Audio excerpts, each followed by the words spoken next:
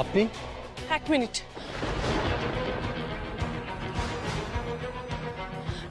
দেখুন, যা হয়েছে তার জন্য আমি আপনার কাছে হাত জোড় করে ক্ষমা চাইছি। আমি জানি এই অপমান আপনার প্রাপ্য ছিল না, শুধুমাত্র আমার কথা শুনে ওই বাড়িতে গিয়ে আপনাকে এরকম অপদস্থ হতে হলো। I am so sorry. কিন্তু দুর্ভাগ্যবশত এটা প্রথমবার নয়। ঋতুজার সাথে বিয়ে হওয়ার পর থেকে এরকম অনেক পরিস্থিতির মুখোমুখি আমাকে হতে হয়েছে। ও সবার সামনে আমাকে ছোট করার জন্য একটা মরিয়া চেষ্টা চালিয়েই যায়। আপনার কোনো দোষ নেই। দোষটা কার এবার আমি ধীরে ধীরে আন্দাজ করতে পারছি। আপনার সাথে কথা বলার পর আমি বুঝতে পারছি যে ঋতুজাদি আপনার সম্বন্ধে যা যা বলেছে সেই সবটা ভুল। আসলে আপনার আর ঋতুজাদির সম্পর্ক শেষ হওয়ার কারণ আপনি, ঋতুজাদির নিচে না ডারি, এতদিন আমি আপ্রাণ চেষ্টা করেও সবকিছু ঠিক করে নিতে পারিনি। কিছু না করেও সমস্ত দোষের ভাগিদার হয়েছি। কিন্তু এবার যা হবে সব দোষ আমি আমার মাথায় নিতে রাজি। মানে এবার আমার যাওয়ার সময় এসে গেছে। ঋতুজার সাথে একসাথে নিচে থেকে সংসার করা বা সংসার করার কথা ভাবা আমার পক্ষে সম্ভব না। কিন্তু যাওয়ার আগে আমি আপনাকে একটা কথা বলতে পারি, আপনি যদি ঋতুজাকে হালকাভাবে নেন তাতে আপনারই বিপদ হবে। ও এখন একটা ভালো মানুষের মুখোশ পরে আছে, যাতে ওকে দেখে সবাই ভাবে ও একটা সহজ সরল সাধারণ মানুষ। ওর সাথে সবাই সবসময় সবকিছু অন্যায় করেছে। ও এইভাবে সবার কাছ থেকে সহানুভূতি চায়। তাই আপনি যদি সত্যিটা উদ্ঘাটন করতে চান তাহলে কিন্তু আপনাকে আরো কঠোর হতে হবে। এটা বুঝতে হবে যে রক্তিমদেব বর্মন আসলে ঋতুজার জেদ, আর রক্তিমকে পাওয়ার জন্য কিন্তু সবকিছু করতে পারে।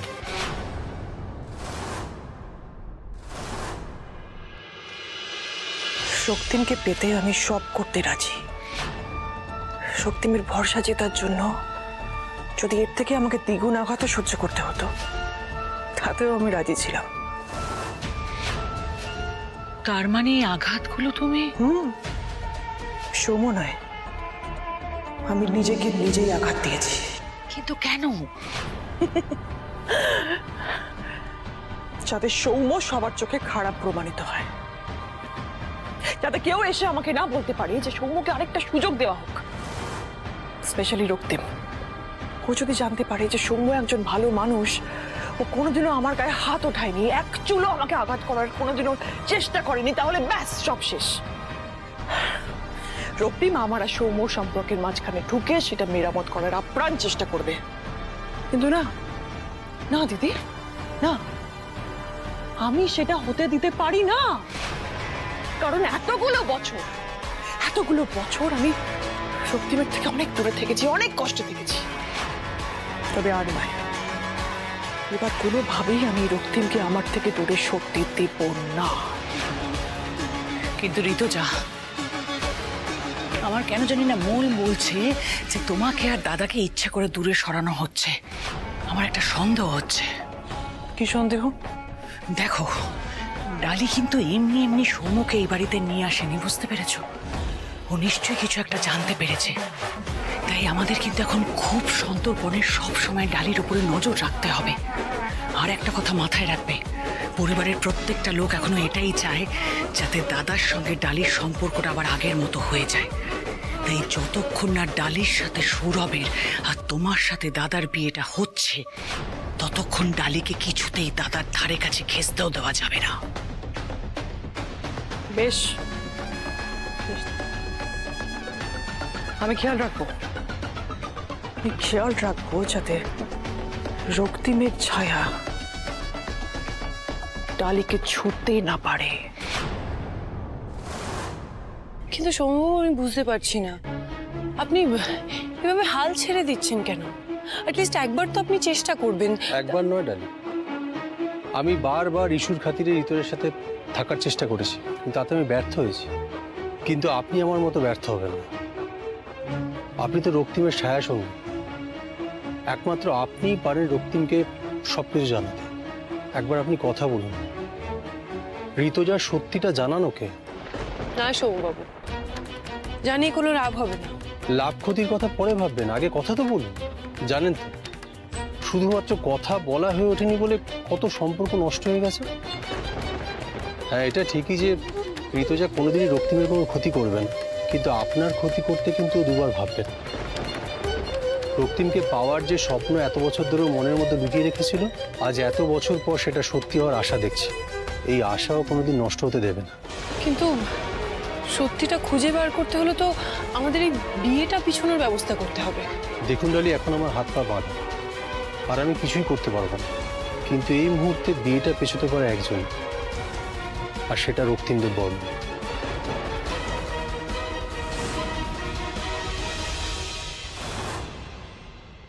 না না না ঋতুজা, যে করেই হোক তড়ি ঘড়ি এই বিয়েটা শেষ করে ফেলতেই হবে। আর একটা দিনও সময় নষ্ট করা যাবে না, কারণ আমি যতদূর ডালিকে চিনি, ও যদি সত্যি কিছু জানতে পেরে গিয়ে থাকে না, তাহলে ও জান প্রাণ লাগিয়ে দেবে যাতে এই বিয়েটা ভেস্তে দেওয়া যায়। আর যদি ও কিছু জানতে নাও পেরে থাকে, ওর যদি কোনো সন্দেহ হয়ে থাকে, তাতেও চেষ্টা করবে যাতে এই বিয়েটা ডিলেড হয়, আর ও সেই সুযোগে আরো নতুন করে প্রমাণ জোগাড় করতে পারে। সেগুড়ে বালি, ডালির প্রমাণ পাওয়ার কোনো পথই তো আমরা খোলা রাখিনি দিদি। তুমি শুধু শুধু চিন্তা করছো, এত চিন্তা করতে হবে না, কারণ আমার নজর এড়িয়ে ডালি কোনো উপর চালাকি করার সুযোগই পাবে না।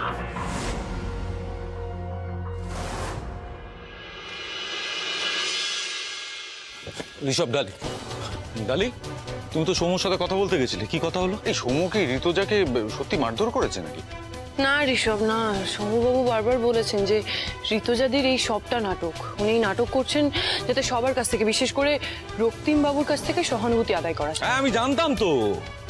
ঋতুজা যবে থেকে বাড়িতে এসছে তবে থেকে আমি জানতাম যে রক্তিমকে নিজের মতো করে পাওয়ার ইচ্ছা এখনো রয়েছে। আর ডালি আর রক্তিম যে একসাথে রয়েছে না, সেটাও একেবারেই খুশি না। খুশি হতেই পারে না। না, আমাকে বলতে দাও তো আজকে। না না না, ঋতুজা যে মিথ্যে কথা বলছে, ওর যে অন্য কোনো রকম উদ্দেশ্য আছে, এই কথাটা যদি সৌম্যবাবুকে দিয়ে রক্তিমকে বলানো যায়, তাহলে তো পুরো ব্যাপারটা রক্তিমের কাছে পরিষ্কার হয়ে না যাবে। না না না মামু, সৌম্যবাবুর কথায় রক্তিমবাবু কিছুতেই বিশ্বাস করবে না। তাছাড়া কে এটা বিশ্বাস করবে বলো তো, যে ঋতুজাদি নিজে নিজেকে আঘাত করে? আর এই আচরণের পর সৌম্যবাবু বলেছেন যে ওনার আর কিছু করার নেই, উনি ঋতুজাদির সাথে আর থাকতে পারবে না, সব পথ বন্ধ। তাহলে আমাদের হাতে আর কোনো রাস্তা খোলা নেই, তাই তো? না না, একটা পথ খোলা আছে।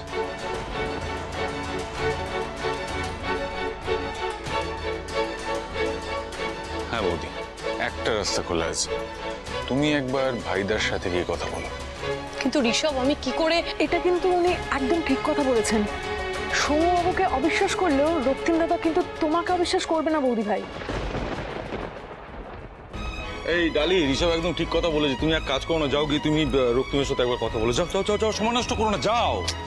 তো সৌমেনদা, কি করে ঋতুজাদি বাড়িতে থাকতে আমি কি করে রক্তিমবাবুর সাথে কথা বলবো? সেটা নিয়ে তুই ভাবিস না, আমরা ঠিক সামলে নেবো। তুই রক্তিমের কাছে যা যা।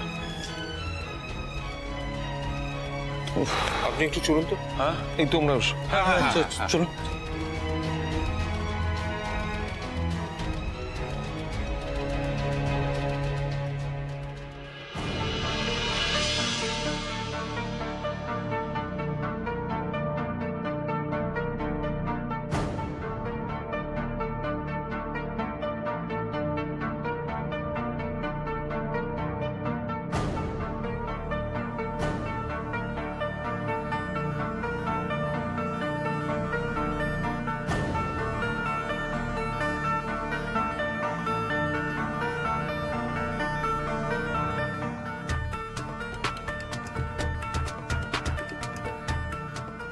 ডালি যে কোথায় রাখলো পেনড্রাইভ গুলো?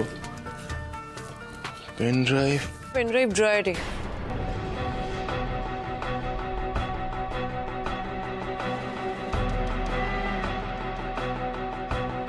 আপনি এখানে? কেন? আমার আশা বারণ বুঝি? আমার কোন বারণটা আপনি শুনেছেন যে আজ শুনবেন? আমাকে তো আপনার মর্জি মতোই চলতে হয়। না না, আপনার ঘর, আপনার জীবন সবটাই আপনার মর্জিতে হবে। তো আপনি যদি এই ঘর থেকে আমাকে চলে যেতে বলেন, তাহলে আমাকে যেতেই হবে। আজ যদি থেকে যেতে বলি, থাকবেন?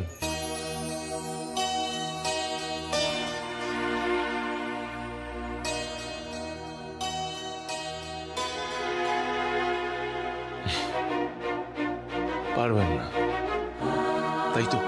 অবশ্য ঠিকই। নিজের ভালোবাসার মানুষকে ত্যাগ করে পরিস্থিতির চাপে শুরু হওয়া এক সম্পর্কের বাঁধনে সারা জীবনের জন্য নিজেকে বেঁধে ফেলতে চাইবেনই বা কেন? আমি বুঝতে পারছি না আপনি এরকম বাঁকা বাঁকা কথা কেন বলছেন আমায়? কেন? আঘাত লাগলো বুঝি? কিন্তু ডালি, বাস্তব তো আরোই নির্মম। কিন্তু আমার কথার আঘাতেই যদি আপনি মূর্ছা যান, তাহলে বাস্তবের আঘাত সহ্য করবেন কি করে?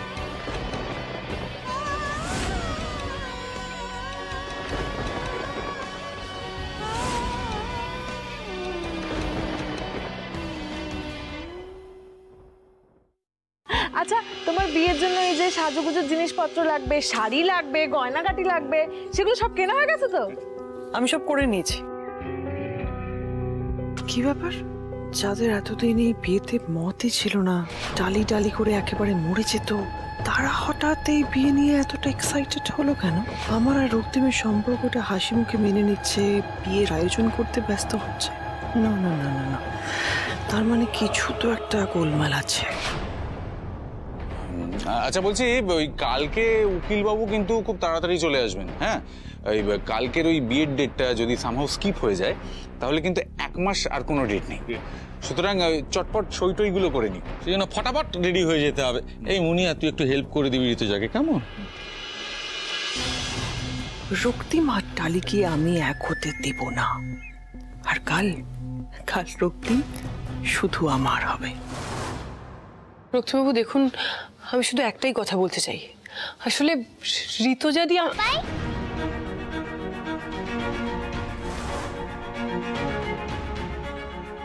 এই দেখো পাপাই, আমার ড্রয়িংটা কমপ্লিট হয়ে গেছে।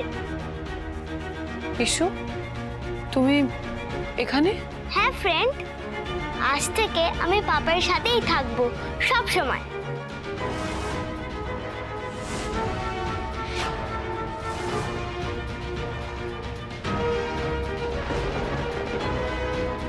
আমি নিশ্চিত ঋতুজা দি ইসুকে রক্তিমবাবুর কাছে থাকতে বলেছে, যাতে আমি ওনার সাথে কথা না বলতে পারি। আচ্ছা ইস্যু, তুমি তো চাও না বলো যে তোমার পাপাই তোমার থেকে অনেক দূরে চলে যাক, রাইট? না, চাই না তো। আমার পাপাইকে আমার কাছে সব সময় রাখতে চাই। বেশ, তাহলে কিন্তু তোমাকে অনেকগুলো কাজ করতে হবে। তোমার পাপাইয়ের সঙ্গে তোমাকে সব সময় থাকতে হবে, ঠিক আছে? হ্যাঁ, পাপাইয়ের সঙ্গে ঘুমোতে হবে, আর খেয়াল রাখতে হবে যাতে তোমার ফ্রেন্ড তোমার পাপাইয়ের ধারে কাছেও ঘেঁষতে না পারে। ইস্যু থাকলে তো রক্তিমবাবুর সাথে কথা বলাটা খুব একটা সহজ হবে না। না থাক, আমি বরং পরেই রক্তিমবাবুকে সবটা বুঝিয়ে বলবো।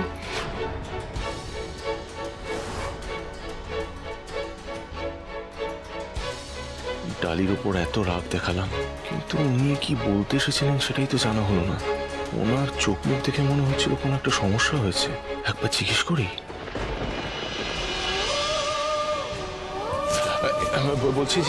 বলছি আপনি বোধহয় কিছু বলছিলেন। রক্তিমবাবু, আমি বলতে চাইছিলাম যে ঋতুজা দি। ডালি, কি হয়েছে ডালি, তুমি এখানে? কিছু বলবে? হ্যাঁ, আমি বলছিলাম যে কালকের বিয়ের টাইমটা কাল সকালেই শুনবো। তোমার নিশ্চয় তর্স হয়েছে না? হবেই বা কি করে?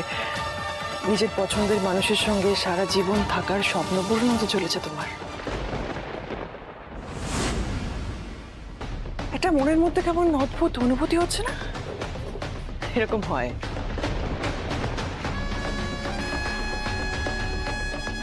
তবে তুমি চিন্তা করো না ডালি, সৌরভ তো খুব ভালো মানুষ, দেখবে তোমাকে খুব যত্ন করে ভালোবেসে রাখবে।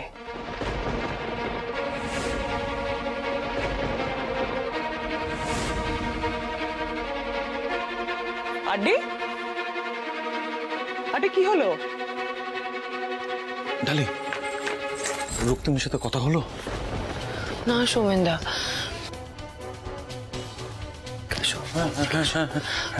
ঋতুজা দি এবার ইস্যুকে ব্যবহার করেছে। আমাকে না কোনোভাবে রক্তিমবাবুর সাথে কথা বলতে দিচ্ছে না। আমার না মন বলছে যে ঋতুজাদি নিশ্চয়ই কিছু আন্দাজ করেছে যে আমি কিছু একটা জানতে পারছি, তাই আমাকে কোনোভাবেই রক্তিমবাবুর সাথে কথা বলতে দিচ্ছে না। কিন্তু কিন্তু সুমনদা, এবার আমি কি করবো? আমি কি করে রক্তিমবাবুকে সবটা জানাবো?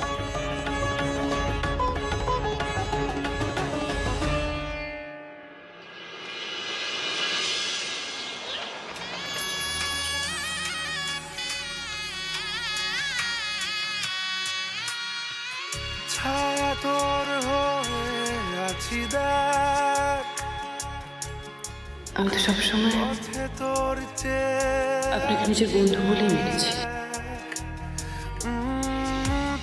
আমি আপনাকে কথা দিচ্ছি, আমি সারা জীবন আপনার পাশে থাকবো, আপনাকে কোনোদিনও ছেড়ে যাবো না।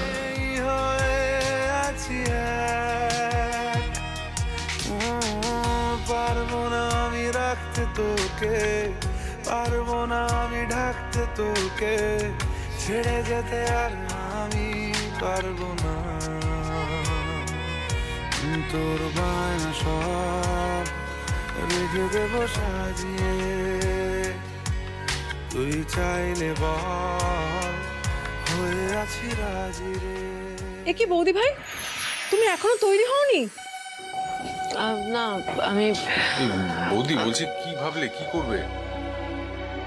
জানি না ঋষভ, আমি বুঝতে পারছি না কি করে বিয়েটা আটকাবো। না না, আমি বুঝতে পারছি না আমরা ভাইদাকে ডিরেক্টলি সবটা বলছি না কেন, মানে কিসের ভয়, কিসের জন্য আটকে আছি? কারণ এর সাথে ইস্যুর ভবিষ্যৎ জড়িয়ে আছে। আচ্ছা, ওইটুকু বাচ্চা মেয়ে কি দোষ করেছে বলো তো? তোমরা সবাই জানো ওর প্যানিক হয়।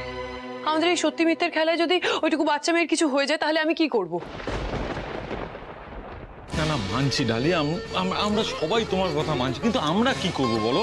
আমরা ইস্যুর কথা ভেবে হাতে হাত দিয়ে বসে থাকবো, কিচ্ছু করবো না? হ্যাঁ না, মানে কোনোভাবে যদি ঋতুজাদির মুখ থেকে সত্যিটা বলানো যেত তাহলে হয়তো পরিস্থিতি সামাল দেওয়া যেত, কিন্তু তোর কি মনে হয় ঋতুজা সত্যি কথাটা বলে দেবে? আরে বাবা, এটা তো ম্যাজিক নয় যে যে কিছু একটা খাইয়ে দিলাম আর মানে হুড়ুড় করে সত্যি বলতে শুরু করে দিল।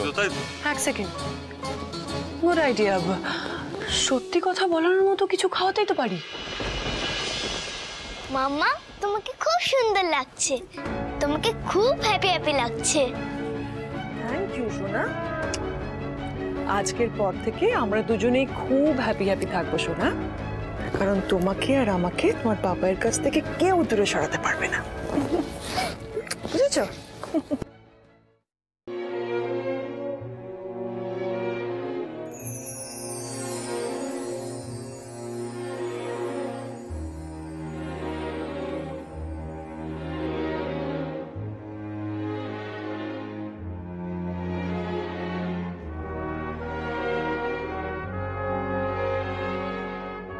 তোমাকে আজকে খুব সুন্দর লাগছে ডালি।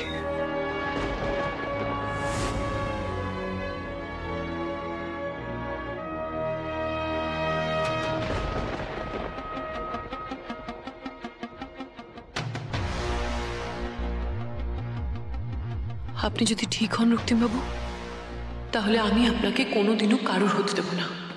এই বিয়ে আমি আটকাবই। এইবার তো আপনাদের সই করতে হবে, আসুন।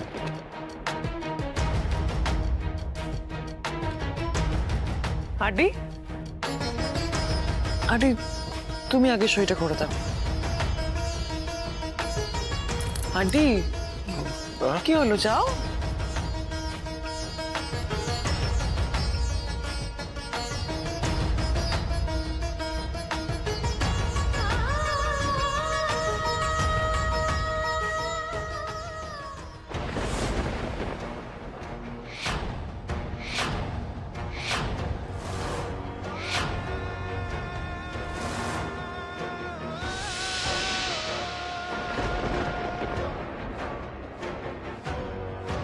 আচ্ছা, তুমি পরে করো সই, আমি আগে করে দিচ্ছি, দাও।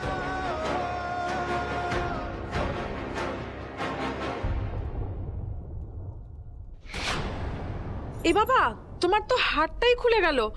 এই মা, তোমার সাজটাই নষ্ট হয়ে গেল না। ইস,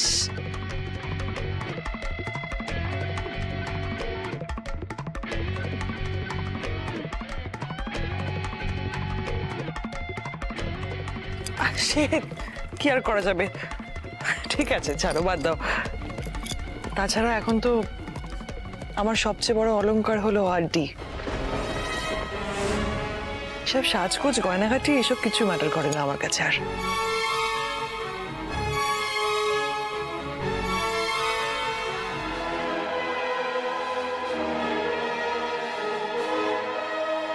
না না, তা বললে কি করে হয়? দেখো দেখি, আজকে তোমার একেবারে ওই যাকে বলে স্পেশাল ডে, এত আনন্দের দিন, বিয়ের দিন, এভাবে সাজগোজ নষ্ট করে ফেললে হয় নাকি? তুমি আমার সঙ্গে ওই 2 মিনিট এসো, আমি এক্ষুনি সব ঠিক করে দিচ্ছি। যাও যাও ঋতু, যাও হাতটা ঠিক করে, সেরকম হাত নিয়ে কেউ বিয়ে করতে পারছে, রেজিস্ট্রি করতে পারছে? যা না, হা করে দাঁড়িয়ে আছিস কি? নিয়ে যাও কেবরে। হ্যাঁ আই মিন তার তো কিছু নেই উকিল বাবু, আমরা কেউই পালিয়ে যাচ্ছি না, যাও প্লিজ। আচ্ছা বেশ, চল।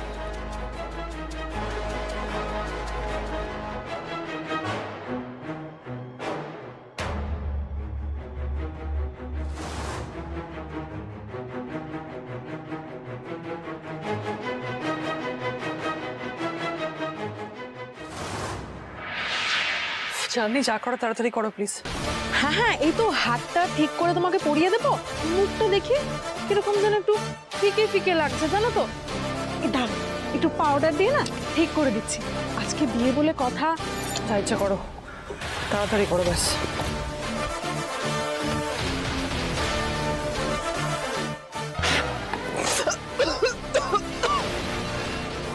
এহে, তোমার চোখে নাকি একটু বেশি পাউডার চলে গেল না? সরি সরি গো, দাঁড়া, আমি তোমাকে জল এনে দিচ্ছি, একটু সব ঠিক হয়ে যাবে।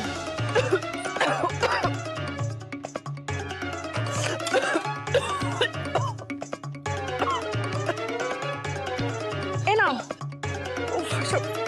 হাড় ঠিক করছো কেন বুঝতে পারছি না, খামোখা দেরি করে দিচ্ছ অকাজ করে।